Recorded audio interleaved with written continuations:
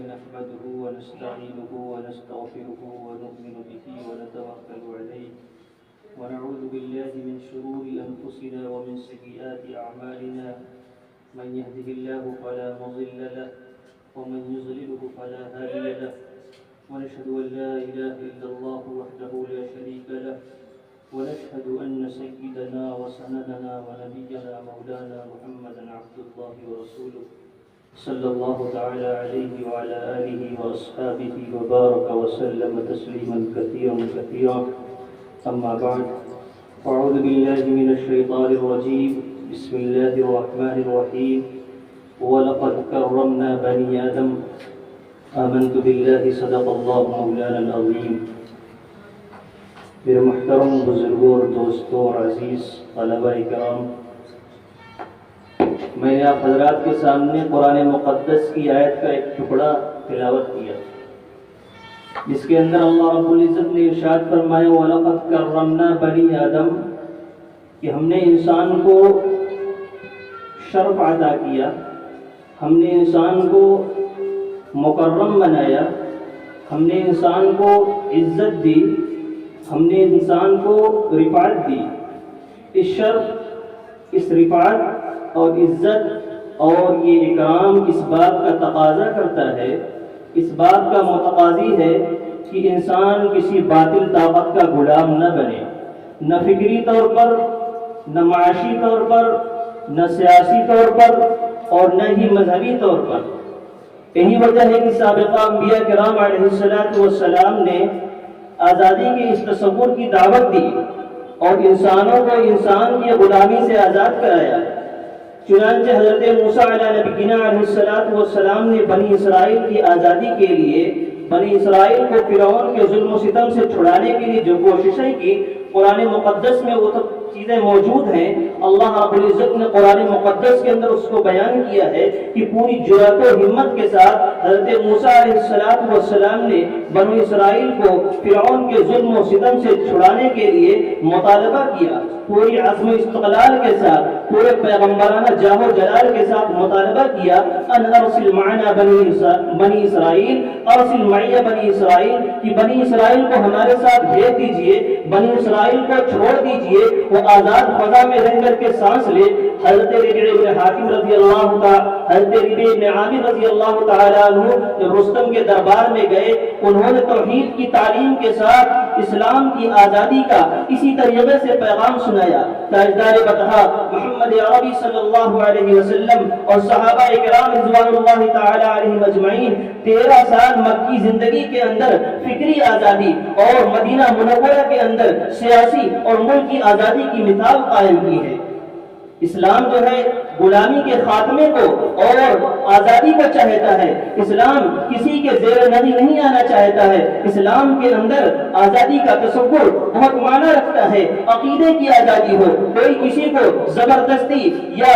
جو زبردستی کے ساتھ مسلمان یا غیر مسلم نہیں بنا سکتا ہے، عدل و انصاف پر مبنی آزادی ہو۔ یہ آزادی کسی ظلم و بربریت، فساد و فتنہ اور بلا و دہشت گردی کا ذریعہ نہ بنے، ہر طرح کی آزادی ہو۔ اسی آزادی کی اہمیت کو اور اسی کی مصلحت کو دیکھتے ہوئے ہمارے ہندوستان کے اندر ہمارے علماء کرام نے اور ہمارے اسلاف نے، ہمارے فرقوں نے، ہمارے ملک کی بھائیوں نے مل کر کے 15 اگست 1947 کو ہمارے اس ملک کو انگریزوں کے ناپاک چنگل سے آزاد کرایا، انگریزوں کے ناپاک چنگل سے چھڑایا اور بخوشی ہنستے ہنستے اپنی جانوں کا نذرانہ پیش کر کے ہمیں یہ آزادی فراہم کی اور ہمیں یہ آزادی دلائی اور انگریزی سامراج کو ہندوستان چھوڑنے پر مجبور کر دیا، ہندوستان سے بھاگنے پر مجبور کر دیا تھا۔ اس لیے ضرورت ہے اس بات کی کہ ہم اپنے مجاہدین آزادی کو خراج عقیدت پیش کریں، انہیں سلام پیش کریں۔ انہیں خراج عقیدت پیش کرنے کا مطلب یہ نہیں ہے کہ ان کی تصویروں پر پھول مالا چڑھا دیا جائے یا ان کی شان میں چند جملے کہہ دیے جائیں،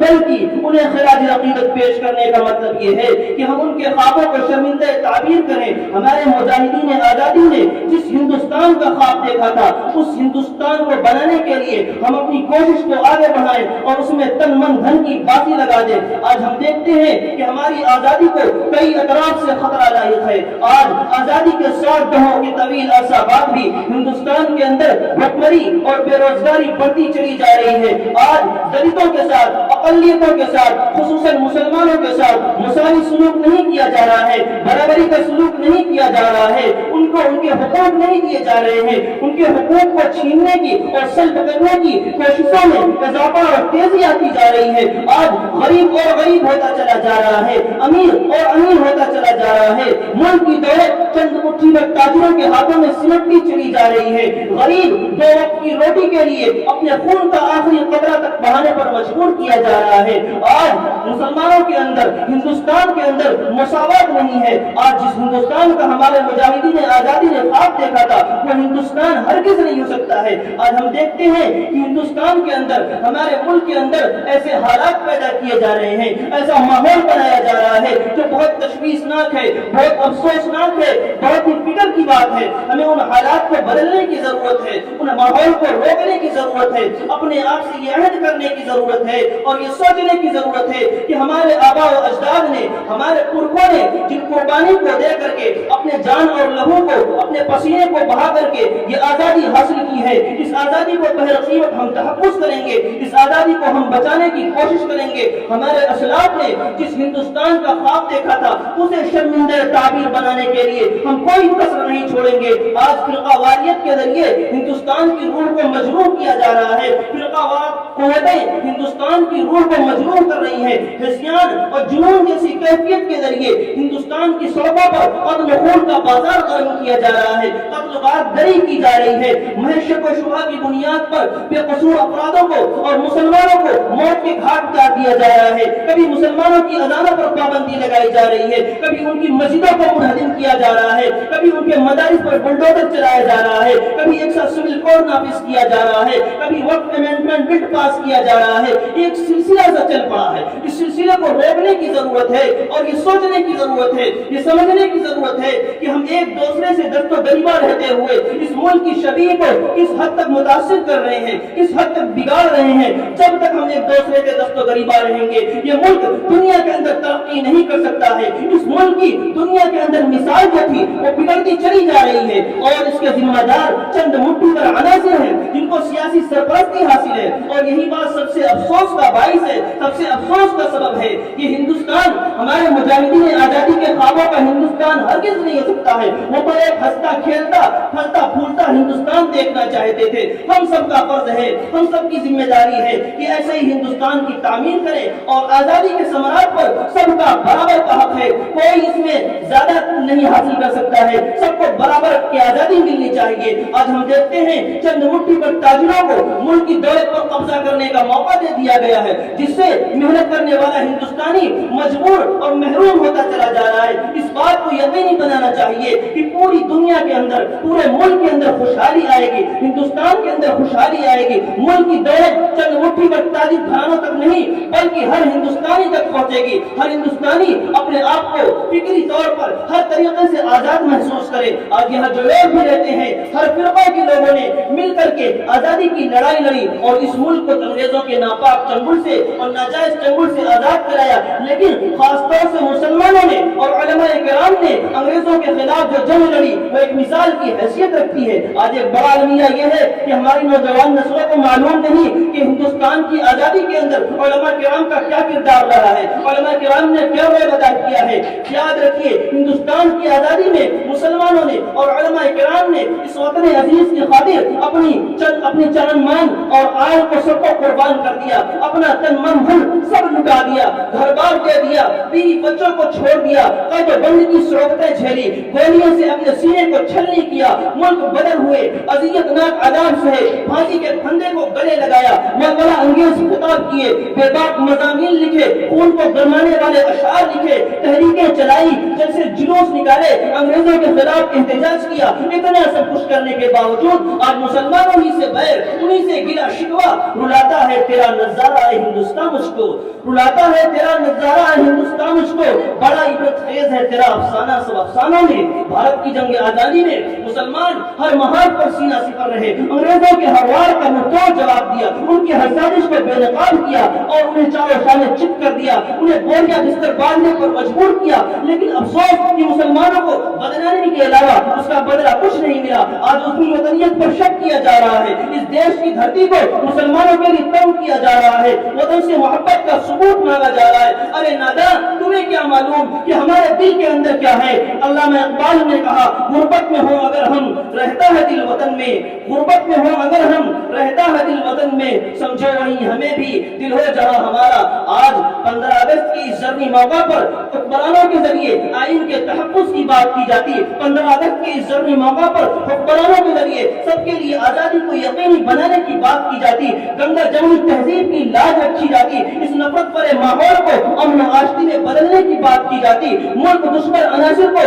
بے بڑے کردار تک پہنچانے میں کوئی امتیاز برتا نہ جاتا، مسلمانوں کے خلاف، اقلیتوں کے خلاف زہر اگلنے والی زبانوں پر اور آگ اگلنے والی زبانوں پر لگام لگایا جاتا، گورکشا کے نام پر بے قصور مسلمانوں کو موت کے گھاٹ اتارنے والوں کو طوق سلاسل پہنایا جاتا، جہاد اور گھر واپسی کے نام پر آتنک کا راج قائم کرنے والوں کو بے بڑے کردار تک پہنچایا جاتا۔ لیکن یہ سب کرنے کے بعد بجائے آج حکومت تماشائی بنی دیکھ رہی ہے، حکومت کو ان کی پشت پناہی حاصل ہے، حکومت ان کی سرپرستی کر رہی ہے۔ اسی لیے میں کہنا چاہتا ہوں، آج مسلمانوں سے ضرورت اس بات کی ہے کہ اپنے آپ کو اسلامی قول اور عمل کے ذریعے، اپنے اعمال کے ذریعے اسلام کی صداقت و حقانیت کو لوگوں کو دکھائیں اور لوگوں کے دلوں میں بیٹھائیں۔ آج ہم کہتے ہیں کہ عوامی نمائندے ادارے کے اندر ہماری تعداد بہت کم ہے، اس لیے ہماری آواز نہیں سنی جاتی ہے، تو کہا جہاں ہماری آواز کا سنا جانا یقینی ہے، جہاں جانے سے ہمیں کوئی روک نہیں سکتا ہے، وہاں ہماری نمائندگی کتنے فیصد ہے؟ اگر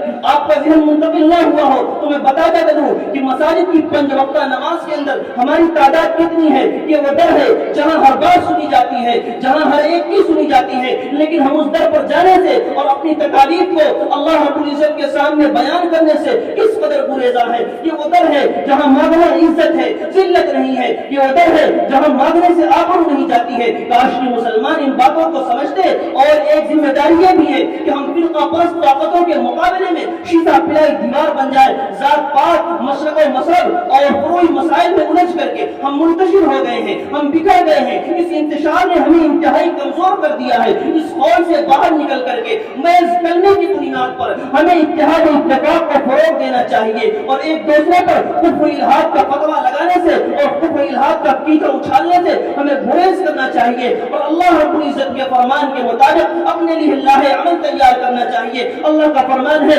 اطیعوا اللہ واطیعوا الرسول ولا تنازعوا فتفشلوا وتذهب ريحكم واصبروا ان اللہ مع الصابرین۔ اللہ اس کے رسول کی اطاعت کرو، اگر اللہ رسول کی اطاعت کرو، آپس میں جھگڑے مت کرو، آپس میں لڑائی مت کرو، ورنہ تم ناکام ہو جاؤ گے، تمہاری ہوا اکھڑ جائے گی۔ صبر کرو، اللہ تعالیٰ صبر کرنے والوں کے ساتھ ہے۔ دوسری جگہ اللہ رب العزت ارشاد فرماتا ہے، واعتصموا بحبل اللہ جميعا ولا تفرقوا، کہ اللہ کی رسی کو مضبوطی سے پکڑ لو، مضبوطی سے تھام لو، آپس میں اختلاف نہ کرو۔ اگر ہم آج اپنے اندر ایمانی طاقت اور مومنانہ فراست کو بروئے کار لائیں تو جو فساد فی الارض ہے وہ خود بخود امن و سکون کے گہوارے میں تبدیل ہو جائے گا۔ آج ہم اپنے آپ کو مسلمان کہتے ہیں، لیکن ہمارے اندر وہ ایمانی طاقت نہیں ہے جس کے ذریعے ہمارے اسلاف نے مصر روما کو فتح کیا تھا، جس کے ذریعے ہمارے اسلاف نے ملک کی کایا بدل دی تھی۔ اللہ رب العزت نے فرمایا کہ اگر علو چاہتے ہو، اگر بلندی چاہتے ہو، اگر عروج چاہتے ہو تو یاد رکھو وانتم الاعلون ان کنتم مؤمنین، کہ تم اگر بلندی اور ترقی چاہتے ہو تو پکے سچے مسلمان بن کر کے زندگی گزارو،